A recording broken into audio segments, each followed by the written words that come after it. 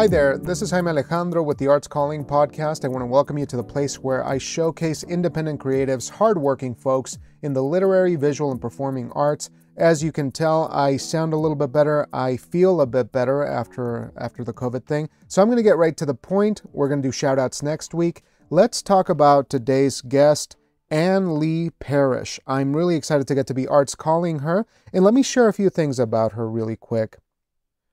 Anne Leigh Parrish lives in a forest in the South Sound region of Washington State.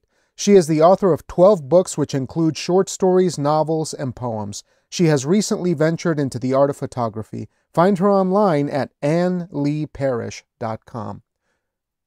This was a phenomenal conversation with a seasoned writer, somebody who really knows their stuff, and I loved her sense of world building, her excitement for her craft, and we talk a lot about her latest work, A Summer Morning, which is coming out from Unsolicited Press, so go ahead and pre-order that.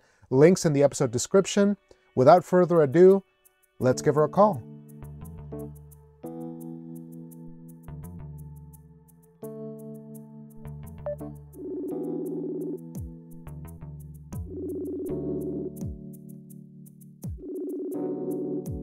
Hi, Anne. Can you hear me? I can hear you. Can you hear me? Yes, I can. It looks like I can now. Thank you so much for taking the time to do this. I'm thrilled to have you here on the podcast, and maybe we can learn a little bit more about you to begin with before we start talking about your latest novel, which is A Summer Morning. I'm really excited to get the ball rolling. So can you tell me where you're at these days and how the weather is over there, maybe? Sure. I live in Olympia, Washington, and for those of you who are not familiar with Washington State, that's about 75 miles south of Seattle. It is the state capital.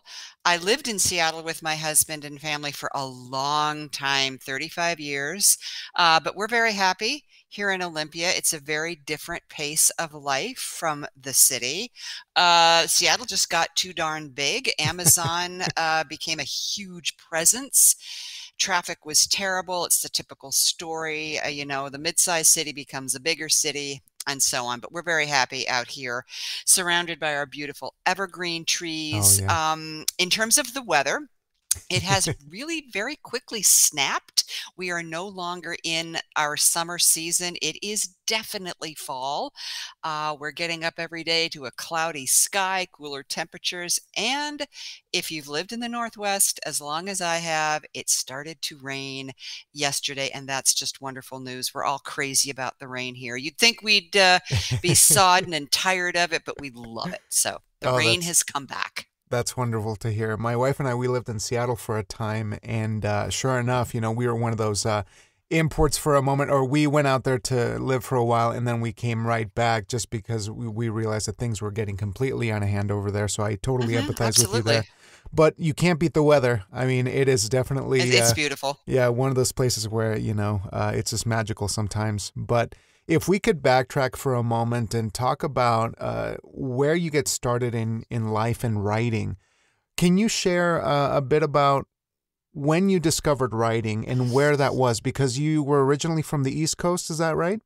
That is correct. I grew up in Ithaca, New York, and there is some significance to that fact, which is, although I lived in that town only until the age of 14, a great deal, not all, but a great deal of my fiction tends to be located there in the fictional town of Dunston. That is the town that features in this novel, A Summer Morning. But when I was living in Ithaca as a child and then an early teenager, I did love the idea of writing when I was young, say maybe 7 or 8 years old. But then my life segued into classical piano, and that was really my focus. I was a very serious piano student. That's what I wanted to do, so forth and so on.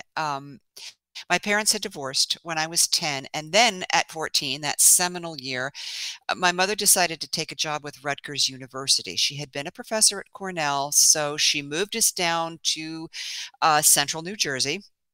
It was quite a change for me. I really didn't like it much. Went through high school, still playing the piano, but then my focus was just on I want to get into a good college and all of that kind of very typical high school stuff. What changed my trajectory was meeting my future husband my senior year of high school. He was a couple of years older.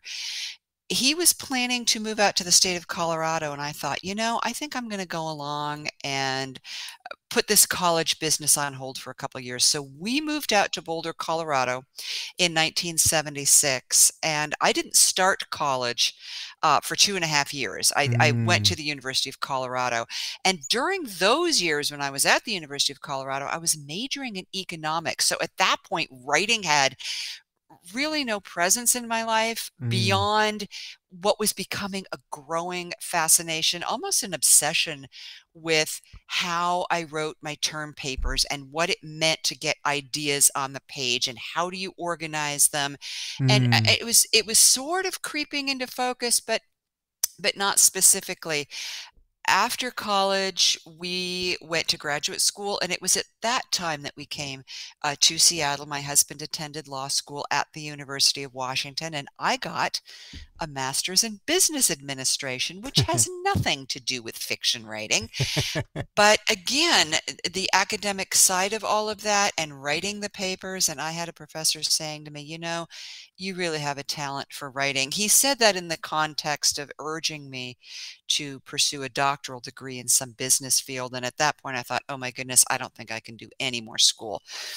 But I got out and I worked for a very brief time as an economics associate, a consultant, and I was beginning to realize at that point I really did want to write. I was 26, 27 at that point, and then it just clicked. I said, this is what I'm going to do. I'm going to try to teach myself how to write short stories.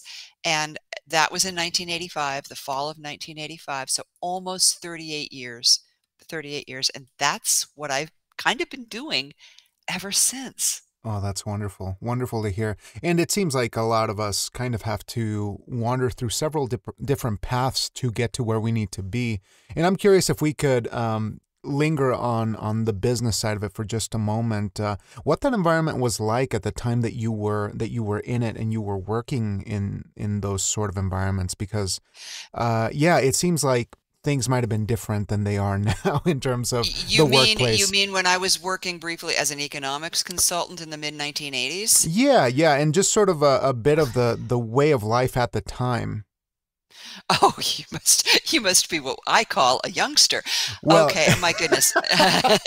Just to get a bit more context, not to pry. The 1980s were a crazy decade. I mean, I was no fan of Ronald Reagan and his whole Reaganomics thing. I really didn't like it. The state of Washington, where we had been living for 3 years, was really going through a structural economic change.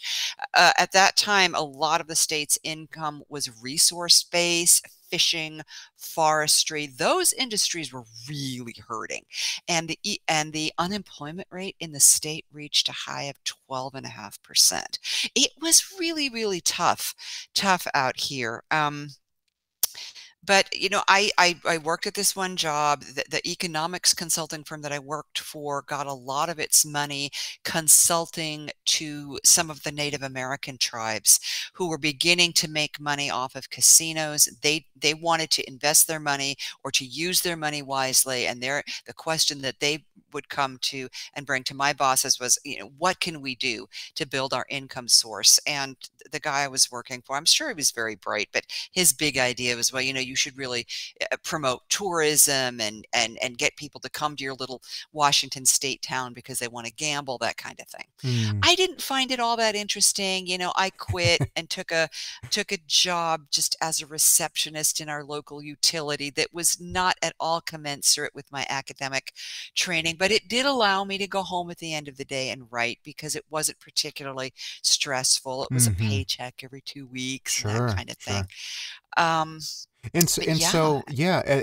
the time then, when you first started discovering writing, and it seems like it might have been around this time period then, what were you writing about specifically? Was it something that acted as an escape to these conditions, or was it more about sharpening the tools that you needed to become a better writer and less about political responses or societal responses. Well, see, in the beginning, my fiction really did not touch on politics or what I refer to as the larger world very much. They were very interior. They were all focused on family relationships and terrible families. I had grown up in what I'm perfectly happy to say was a terrible, terrible family. It was a very, very difficult situation. And I wrote about that a lot. Um, uh, I'm sure a lot of writers will say this. My fiction was thinly veiled autobiography. I did ultimately move out from that, but in the beginning, I was writing about a young woman very much like me and what she was struggling with and what made her depressed and how she was trying to find her way and discover, personal agency. One thing I will remark on, this was 1985. And if you wanted to submit a short story for consideration, and I began submitting my work right out of the gate, looking back, probably not a very judicious thing. I really hadn't learned my craft all that well. That set me up for just reams and reams of rejection notices. But to touch on my earlier point of a moment ago, this was the day before electronic submissions. You had to take your story and put it in an envelope and provide an SASE. And for those of you who don't know what that is, that stands for self-addressed return envelope. I'm not sure where the Yeah. SASE comes from. But Stamped. Yeah, that's what it was. Yes. self-addressed stamped envelope. Thank you. And with your name on it and return postage so that the rejection slip could come back to you. And you had to pay for postage and to do it that way. And I was delighted when, a few years later, journals would say you can submit electronically. I do still find some places will say we will not accept email submissions, and I think, are you kidding me right now? Everybody takes email submissions, but I do remember that as a distinct feature of the mid and late 1980s. Yeah, and you All said that something. postage. Yeah, you said something really interesting that caught my ear here. This notion of getting your own autobiography out of your system in some respects. I think that we have to sort of mine and really. I keep saying exercise because I guess I have a lot of religious terminology that's just kind of second nature to me now. But you are sort of releasing a lot of those personal afflictions, and then you find a kind of clarity to start sort of opening up the canvas a bit of the work that you're doing. Did you feel that was the case, or was it less of a judgmental, like, okay, I got this stuff out of my system, now I can write about life and my society and my environment Well, I and things like think, that? okay, so the first story that I published was called A Painful Shade of Blue. And it appeared in the fall 1995 issue of the Virginia Quarterly Review. And I was absolutely thrilled because that was the place that first published Anne Beattie. So I was excited about that. It was not a conscious decision. In other words, I did not say to myself, okay, I feel better about my life and what I went through, because I'm not sure. It took a very long time to feel better about that life. What happened was I wanted to branch out. I wanted to write about something else. I was very fortunate in my early writing career to have an informal mentor, a man named Mike Curtis, who was the fiction editor at the Atlantic Monthly. This was an introduction that my father agreed to make for me, although my father was very opposed to my being a writer for reasons that I won't get into now. But Mike Curtis had been, many years before, a student of my father's at Cornell University, and they had stayed in touch. And he went to Mike and said, my daughter has this crazy idea that she thinks she become a writer. Would you be willing informally to read one or two of her stories? And he said, sure. So I sent to him, and he was wonderful. And we had this relationship where I would send him a story. He would remark on it. This went on for 8 years, and I learned so much from this man. But my point is that there came a time when he said to me, I begin to wonder about this character you're always writing about. She's always depressed. She's always unhappy. She seems to be dithering in her life. And Mm. I thought, well, yeah, but but based on those remarks, I thought, it's time to write about other people who are not you, who have not lived your life. So that began. And that's how that process started, in the early to mid 90s. So a good 10 years after I'd been writing. Yeah. It was a slow process in the beginning. Right. And so as we approach more of the long form things, when did that start to become a preferred, form or format for you? Because you've been very prolific. You've written quite a few novels, and I'm curious, when did you find the confidence to start going for the long form works? Was this, shortly after these kinds of epiphanies, or did it take a little bit longer to arrive at? Oh, it took a long time. It took a long time because my first short story was published in 1995. I didn't get another short story published for like another 6, 7 years. It was very hard. I began to publish short fiction only because I was writing only short fiction regularly uh, in the 2000s. Won a couple of contests in 2006, 2007. As we got around, the late 2000s coming up on 2010, some people said to me, I began to think it to myself, maybe I should think about a novel. But the idea was really daunting. It was really scary. But then a day came when I was writing about a certain cast of characters, and I thought, 4,000 words, 5,000 words, which was my typical short story length at that time, is not enough. I need more room. I want to roam a little bit. And that's where the impetus to actually write a novel came from. That said, I didn't publish my first novel until, well, about 9 years ago now, the fall of 2014. And that novel was called What is Found, What is Lost. It wasn't my first book. It was my third book. I had published 2 short story collections prior to that, one in 2011 and one in 2013. But that novel was the first one in 2014. And after that, I was able to write more novels. Sort of the floodgates open then at that Yes, point in time. exactly. So if we could kind of linger in this moment for just a bit in terms of the learning experiences, or what did the thresholds look like that you were overcoming once you got to that first long form work? Well, okay, so to back up just a little bit, I didn't really have an agenda. I didn't really see this as a career ladder or things that I was going to achieve and tick off and move forward. But then became a little bit more cognizant of looking at it that way. And casting my mind back, I really just wanted to get a story published, so I did that. Then I wanted to publish stories regularly. Then that began to happen. I wanted it to become the case that every story I worked on and published would find a home. That began to happen. Then I wanted to win a contest. I wanted to be first place in a contest. Ended up over a couple of years. I was in that position, fortunately, 4 times. I was first place winner 4 times. Then I wanted to bring out a book, a book-length collection. I did. Then I wanted to write a novel. I did. Then the next thing was to take these books and submit them for contest awards and have them win something, an honorable mention, a first place. I did that.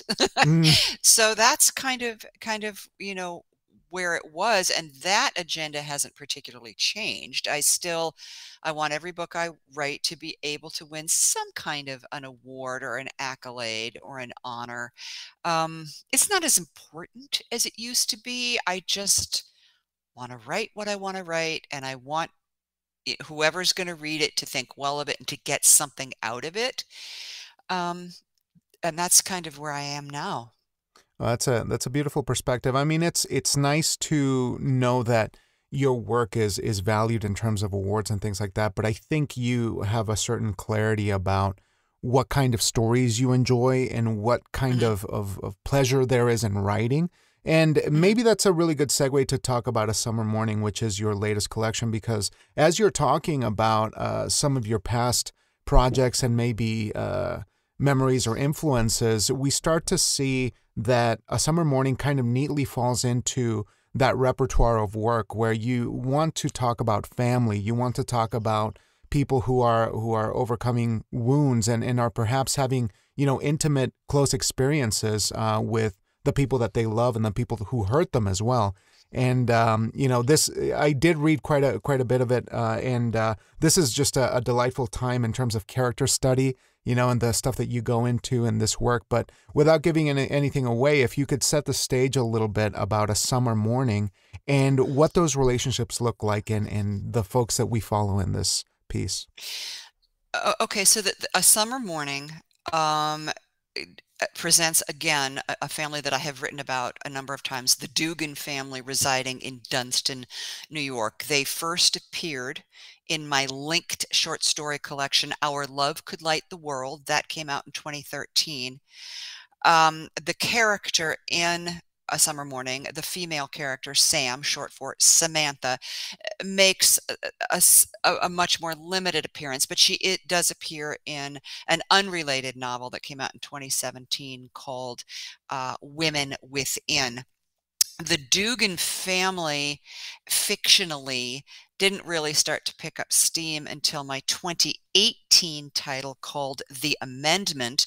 That one focuses on the mother, Lavinia Dugan. She is my favorite fictional character. In fact, I love her so much that when last year I really got into photography and decided to establish my own photography website on Squarespace, I decided to call it laviniastudios.com. Anyway, so we have The Amendment, which was my 2018 title. The family consists of 5 children.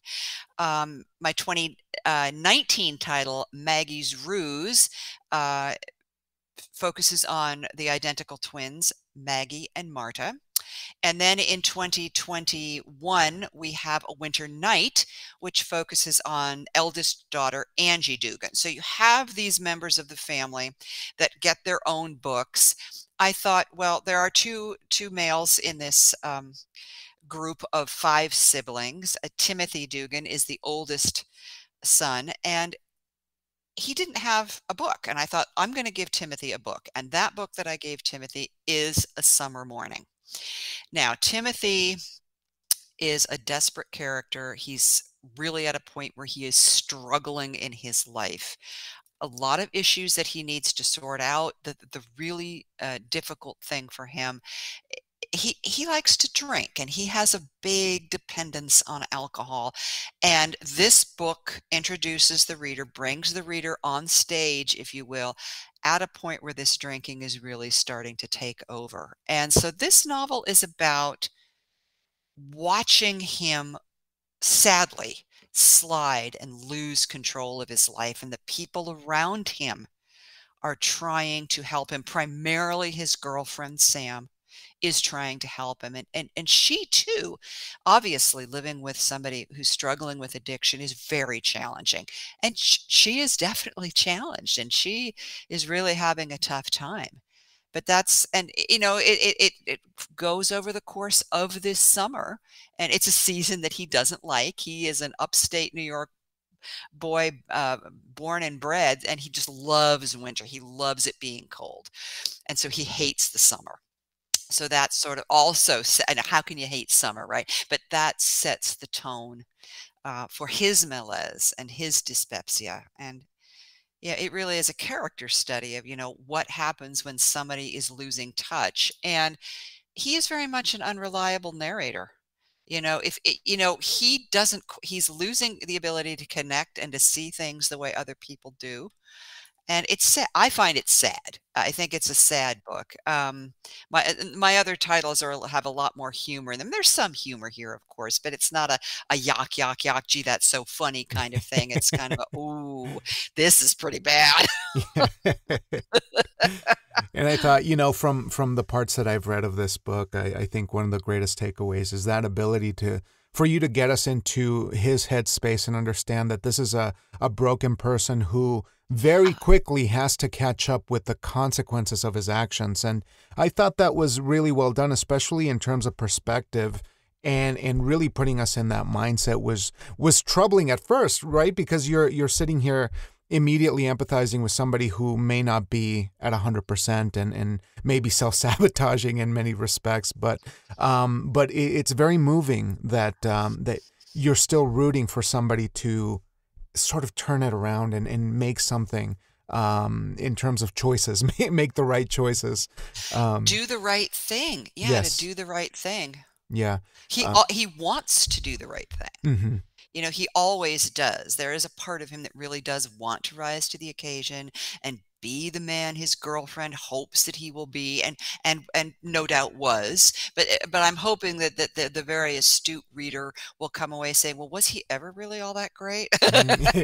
Or has she been hanging on Yeah. for the length of their relationship? Has she been, you know, misled or deluded? And what are her issues? And she appears in another novel that I just finished this year, but it sort of picks up their story. But yeah, he is definitely struggling. And I absolutely, Um, oh, I'm sorry to cut you off. Go ahead. no, go ahead.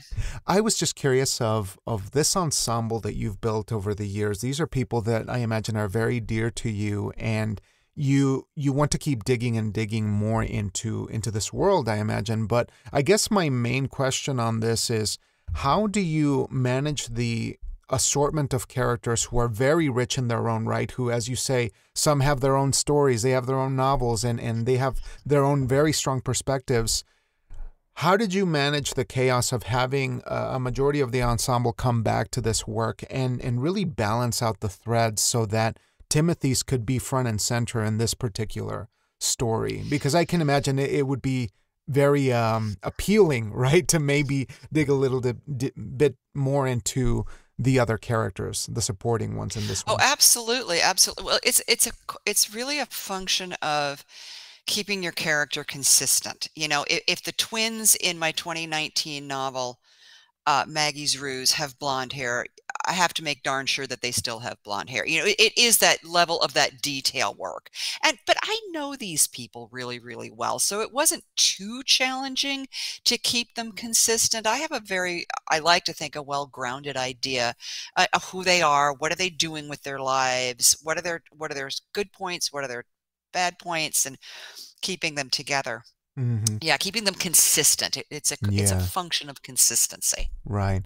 And to kind of push on that just a little bit in regards to the evolution of these characters, at what point do you find that maybe an action that would be ideal in terms of structure for this book might counter previous behaviors, or is it an opportunity for a character to learn and grow? Because that's got to be its own battle too, right? Like, what's the balance of keeping it consistent in terms of across the board several novels and bringing new challenges that push a character to change, but not for the worse, not to destroy the character, but to maybe elevate them. That's got to be really challenging. It is challenging. Well, the thing that one has to do, and what I try to do, is make it so that every character is a fully rounded person with her own life, her own background, his own life, his own background, and seeing, like the mother, Lavinia, she changes over the course of these books. You know, she's sort of hard-nosed, and in the title that she got mostly for herself, The Amendment, um, her second husband has just died in a freak accident, and she gets in her car and she just starts driving, and she drives across the country, and that's what that novel is about. But she is a slightly different, she has gone through some processes of her own. She's come to terms with some failings and strengths in herself. And so when she is dealing with her son Timothy in this novel, A Summer Morning, she's not quite the same person that she was in that novel, or even who she was in in Maggie's Ruse and A Winter Night. She too is evolving. And the point is that people in life and on the page are always ideally evolving. They're not 100% stuck. So it's keeping track of what these characters are going through, where are they in their life, and how is that impacting where they overlap with the character that you are bringing front and center? Mm-hmm. You know, Yeah. is there a nuanced behavior? Is there Right. evolving behavior? Yeah. And this is sort of a practical concern here that I'm curious about is this notion of keeping track of just about everything that these folks have done over the course of several books. How do you manage this in terms of information and data? Do you have like just a filing cabinet full of each character's folders, or is it all No, in but your head? Or sometimes I forget, and I find that I have to go back to a previously published novel, literally take it off my desk, open it, and say, okay, what was going on in this scene, or what was the name of her boyfriend, or, something like that, because I won't remember off the top of my head, and I will have to go back and look. But it's all right. there. I know where to find it. Sure, sure. And so Thank goodness. the existing books sort of operate like Bibles, character Bibles of what came Yes, before. And exactly. that's great. That's wonderful. So with this book, as you're putting it together, can you elaborate a little bit on how long it took to piece this one together? What were the biggest challenges in crafting this particular work? Okay, well, in terms of length, start to finish, it took about 9, 10 months to scratch out a fairly reliable draft. It came fairly naturally for me to make Timothy an unreliable narrator, but that's tricky because you really have to be careful about that because it's hard. The reader is going to look at everything through his eyes, but then the people around him are all the time saying, well, no, Timmy, don't you remember? It wasn't that way. And then something will click in his head and he'll say, she was right. He had said that before.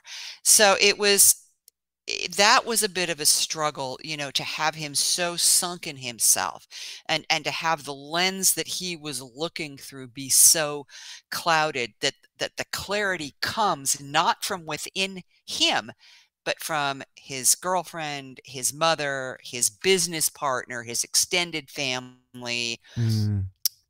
the person from his past who reappears. And again, spoiler alert, I won't go into that too much, but if you read the description of the book on Amazon, I did kind of go overboard on laying out the plot. Everything is there, so you know what you're getting into before you read it. But live and learn. I think that's probably okay, actually. But yeah, but to keep him a consistently unreliable narrator. Mhm. Right, right. And so when you got into the process of going out to publish this work, can you tell me a little bit about how much work you felt needed to be done in the publication process? Or did you work with an editor on this? Or what was that like to get it ready for publication? Well, I'm sort of my own really tough editor, and so I am the editor that I work with. Now, in terms of publishing, since I signed my first contract with Unsolicited Press in the fall of 2016, and that was for a collection of short stories that came out the following February called By the Wayside, they basically are my publisher and they publish everything I write. And Mm, I'm very grateful. I feel very lucky, very fortunate. So I know that this book will find a home, that it will come out. Um, that said, my publisher does read with a sharp eagle eye, and she will say, I think you need to look at this situation here. I think you need to look at your wording here. There is definitely a rigorous back and forth, but it's not overwhelming. mm. It doesn't flatten me or doom the project in any way. Sure, sure. You're kind of used to that. You're, yeah, what do they call it? Like battle worn in terms of Mhm. criticism Oh, and totally. finding what to fix and adjust. Oh, Yeah. totally. Because all those years of writing short stories and getting them published, sometimes an editor would say, I really need you to look at the ending. As a side note for all you aspiring writers out there, a good publisher slash editor is never going to demand that the author change something. Maybe a strong suggestion would be as forceful as it gets. They should never demand that you change something. If they've offered you publication, they need to take that pretty much as is. But of course, they get to say your spelling is wonky, you left off your quotation marks, or, Sure. look at your word choice here and think about that. Mm. And that's fair. So at any point, have you ever felt like you've had to go back personally and make huge adjustments to the story or the work, or, even before you get to the publisher where you realize I've hit a roadblock and I can't get this to work, and you sort of make the personal assessment that there's going to be more work for you, and to just redo a whole draft. Did you have those kinds of Oh, issues sure. with Oh, this oh, book? totally. Not with this book, no. With the first novel, the first novel was tough because it covers a large span of time. It presents several main characters. Each main character has her section. That one was very hard. Maggie's Ruse was tough too because it was about twins who kind of have a psychic connection, and when are they reading each other's minds? When aren't they reading each other's minds? Yeah, novel writing is very, very hard. It's really hard. Yeah. Um, so So yeah, yeah, yeah. So as you get to into the groove of things, right? You've been doing this quite a bit now, and you have oh several yeah. novels under your repertoire. As I said, what are you working on now in terms of novel writing that you said, okay, I have identified my strengths as a novelist, but here are the things that I know need to be at a higher level. Are there some things that you are actively conscious about that need to go up to the level of your strengths as a novelist? Well, yes and no. Lyrical language tops the list. The language has to be perfect. It has to be beautiful. It has to be super, super fine. I'm also very interested in historical perspective on women's issues, present day and in the past. Last October, just about a year ago, I published a novel called An Open Door, and that is a departure from the Dugan stories. That features a young woman named Edith Sloan. It is set in 1948. She is attending graduate school at Harvard University. She is married to a law student, and because of the time and place, he gets spotted as an up and coming law student. He is identified as probably going to have a brilliant career, and he is told by the powers that be that he needs a certain kind of wife. And he tells Edith, I don't want you to pursue your doctoral degree. People don't like it. And this was loosely based on my mother's own life in the late 1940s as she was going up the ladder. She wasn't told to abandon her academic work. That came later in the 50s. But I wanted to write about that and how repressive it was for women following the freedoms that they earned in the Second World War. The men all came home. They took the spots in school. They took the jobs. And for women, you were told, tough luck. This is your role. So what I'm finishing up now, in fact, I was earlier this morning just going over the galley for the sequel to that story. Again, not a Dugan story, but Edith Sloan's story called The Hedgerow. And that will come out in July of 2024. Hmm. But there will be more Dugan stories, believe me. They can't leave you be. They You have to can't go leave back me to that be. well. So Yeah, you bet. you brought up a really interesting point here in terms of the feminine voice and having those concerns, as a writer. That's very important, and I'm glad that you're writing about it. And I guess that kind of I'm curious if writing through Timothy's perspective primarily caused a challenge for you in that regard, because he is sort of an imperfect character in some of the ways that he saw the world, and I'm curious how you sort of reconciled those things as you were writing and you were looking at the world through a male perspective rather than you know um, the female voice. Okay, well, Timothy is not a typical sexist pig. He doesn't understand the female perspective, but he doesn't understand anybody's perspective. He doesn't understand his Mm, own perspective. He does have certain assumptions about what his girlfriend's role in their relationship is. He assumes she's going to take care of the house. She's going to take care of him, but that's because she does. He doesn't expect that of her because she's a woman.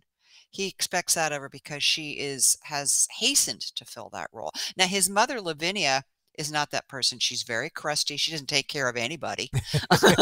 She had to take care of her children, raising them, because her husband, Timothy's father, was an alcoholic, couldn't hold a job. So she ran that ship, and that made her very tough and very no nonsense. She has no use for people who don't pull their weight. But Timothy's girlfriend is much more accommodating. She wants to help him. She may feel that she's a bit of a doormat at times, but you make an interesting point. This is the first book novel that I have presented with a male protagonist. And to be perfectly honest, I think some of my readers were taken a bit aback, because he's not a great guy and he is frustrating. And you do at times want to wring his neck. The novel about Timothy's sister, Angie, A Winter Night, is much more sympathetic. Readers could really relate to her and what she's struggling with. She's a likable character. Timothy isn't a particularly likable character. If you are a good person and you have a good heart, you're going to feel sorry for this guy. But a lot of people want to kick him in the shins, grab him by the collar and tell him to get a grip. But I think some readers found that hard, that he's not a great guy. But I tell people, fiction is not a popularity contest. You don't have to like the main character. You just have to be engaged by what he's going through. Absolutely. And I think that's the greater challenge, and one that you handled really well, is balancing out the empathy necessary to make this possible. And I think having such dynamic characters, which I really believe are sort of like the greater challenges, in storytelling in general, is something that I think you did really well in this, because you still wanted him to do the right thing. And I thought that was really effective. But in regards to, and I got a couple more questions to be mindful of your time here, but in Sure. regards to your writing process, as we've mentioned, you're very prolific and you're cranking out work, and that's really exciting to see, because we're looking for ways that we can pass that on to folks who are just starting on their creative journey. So I'm curious if you can share a few things about your routine or the way that you approach this work that facilitates the quality and quantity of your work that you're putting out there. Well, I'm not sure how to address that. First, let's remind our listeners, I've been doing this a really long time, so I have gotten faster. The whole drafting, revising, editing process has picked up a lot of speed. I mean, my goodness, after 38 years, you'd think I've gotten up to speed on it. The other thing that I find really helps, and I don't speak for any other writer but myself, I have several projects going at once. There are books in the pipeline. There are things that are at various stages of production. Edits will come back from my publisher, or I've got a galley that I've got to proof and get ready to go to press, or I'm drafting the next thing. Everything is on a deadline. Editorial schedules are drawn up. I also write poetry. So and I publish poetry. I have got a third book coming out 6 months after The Hedgerow in December of 2024, just finishing up something that's coming out in 2026. So the fact that when the project that I'm giving my attention to at the moment starts to get stale, or it starts to get difficult and it's not coming as easily, I am able to put it away for a little bit of time and focus on something else. And it's this going round robin that keeps things fresh enough so that I can return quickly and resume that focus and that effort. If I just wrote one book at a time and was only working on that, I don't know what I would do. When that inevitable wall comes, you're just not having a great day. The characters don't have anything interesting to say for themselves, and you're just tearing your hair out. and you're going to leave it alone anyway. But in my case, I can jump into that poetry manuscript, or I can, look at the next collection of short stories that I'm working on. There's some other place that I can instantly go. So in so doing, I keep the writing muscle flexed. It's always being worked on, and that really does help.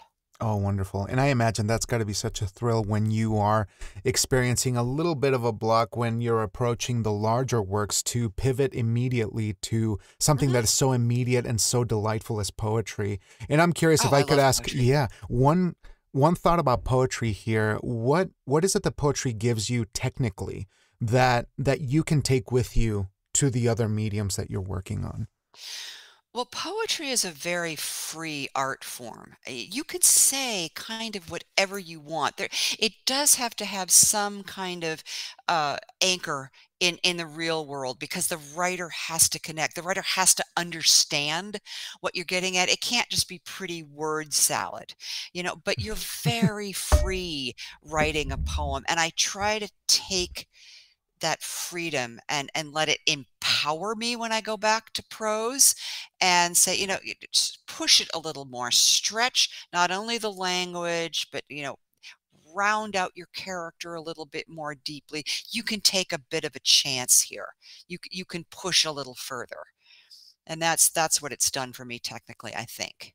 Oh, that's wonderful to hear. Yeah, I mean, I think that it's one of those things that I really recently just started embracing fully. As a playwright, that's one of those areas where I feel like it's so succinct and it teaches you so much about the brevity and specificity of something that I just can't imagine how precious of a gift that is for a novelist who's looking to really drive things home and finding that total control for the smallest unit of, of storytelling, Yeah, I guess. exactly, exactly. Yeah.